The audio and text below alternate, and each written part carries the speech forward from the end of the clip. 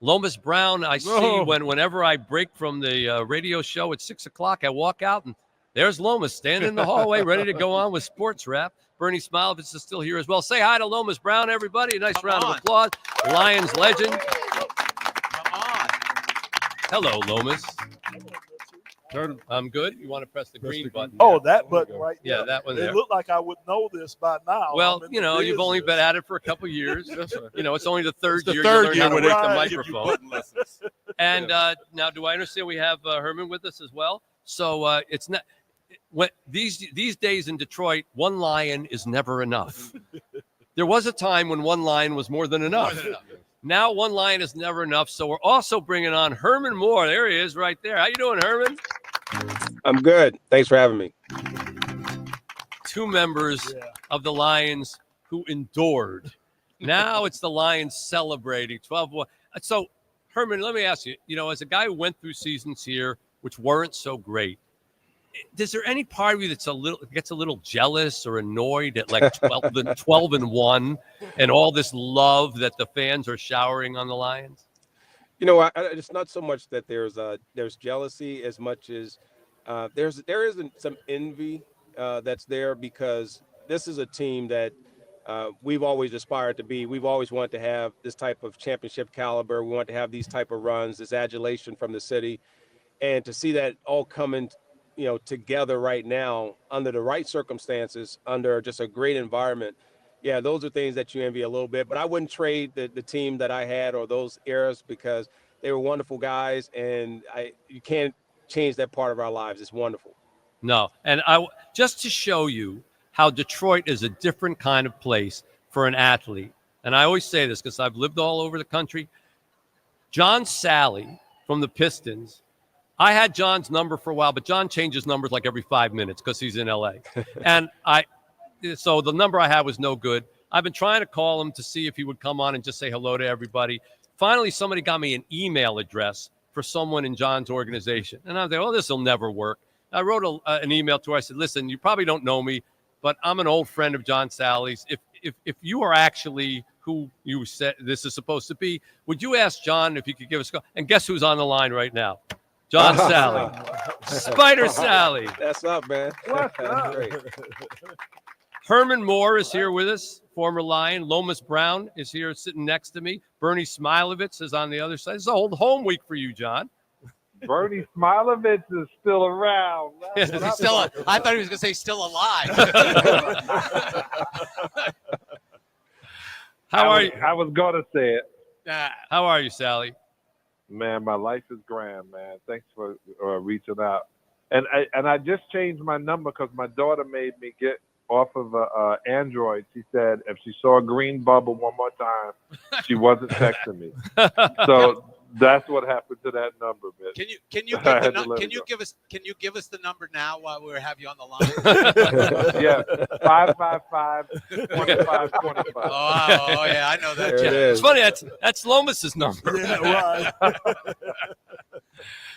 Well, John, I don't want to bother you, and we didn't schedule that. I just wanted to give a shout out to Detroit and let people know that you remember your time here and encourage them to give to our efforts here. Last year, we raised $2 million in one day to help, and our charity, Say Detroit. You've been out and helped us before, and we've blossomed into quite a big operation over the years. But I think those fans of the Pistons' bad boys years would love to hear you just give a little shout out. Well, I'm a bad boy for life. I still talk to my teammates, Rick Mahorn, Isaiah, Bill Lambier, Vinnie Johnson, Buddha, James Edwards.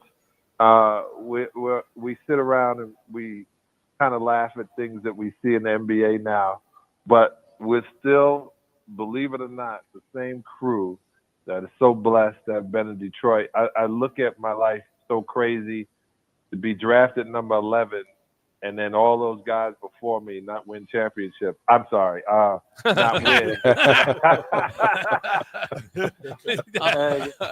And I got to think, the only time I've been to 2 hockey games in my life, and Mitch Albom took me to one of them, and the only black thing there was me and the puck.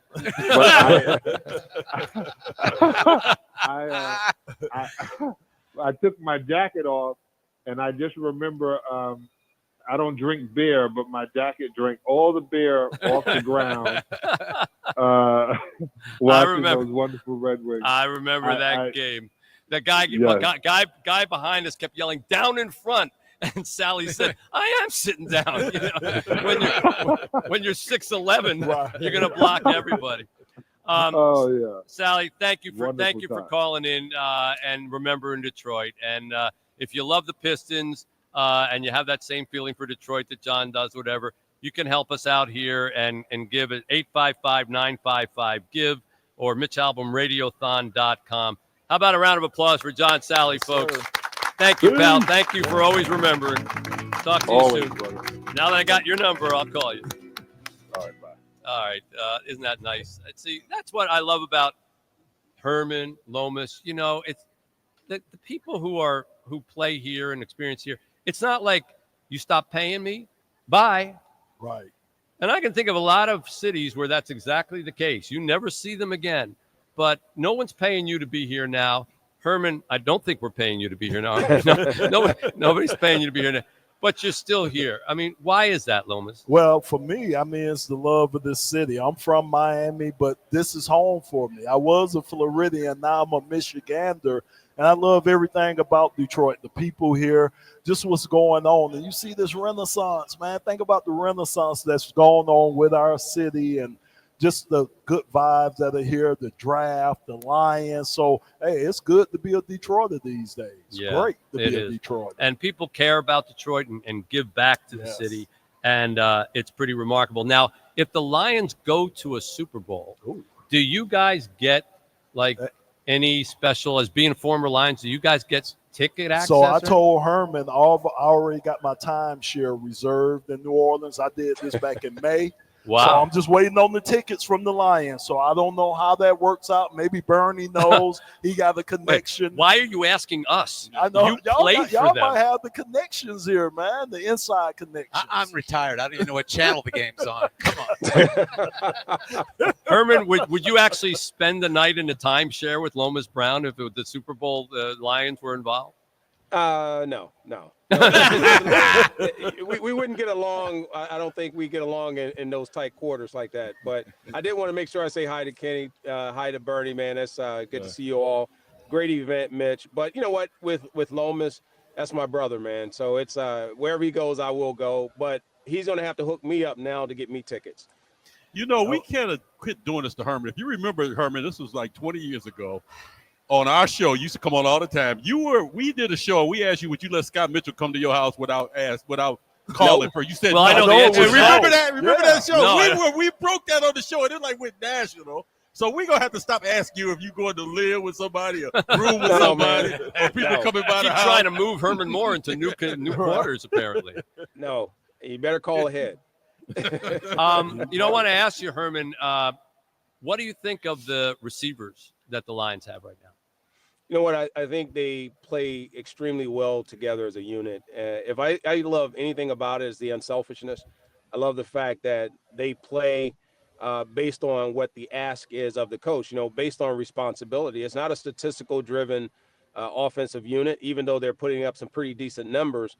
That's not what their focus is. It's on doing whatever the coach is asking for them to be, that part in the wheel that makes it go. And that's all it is. I mean, if you look at these guys, they're talented, but I think, a lot of people would argue, if there are other receivers that are better, maybe not.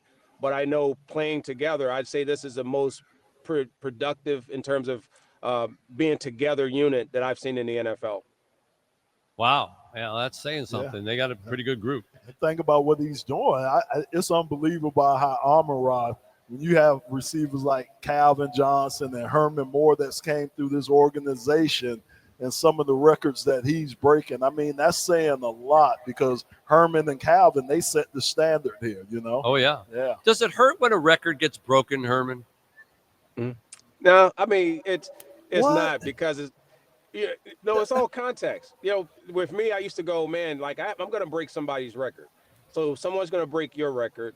But it's all in context of the meaningfulness of it. And it's a good individual accomplishment, but anyone will tell you, you'll give up those individual accolades any day to have that team success. And I tell you that now as an older player and a retired player, I'll give back every individual accolade just to have the opportunity to say I was a champion. Mitch, Yeah. I don't feel that way. No. Every time one of Barry's records get broke, I'm mad.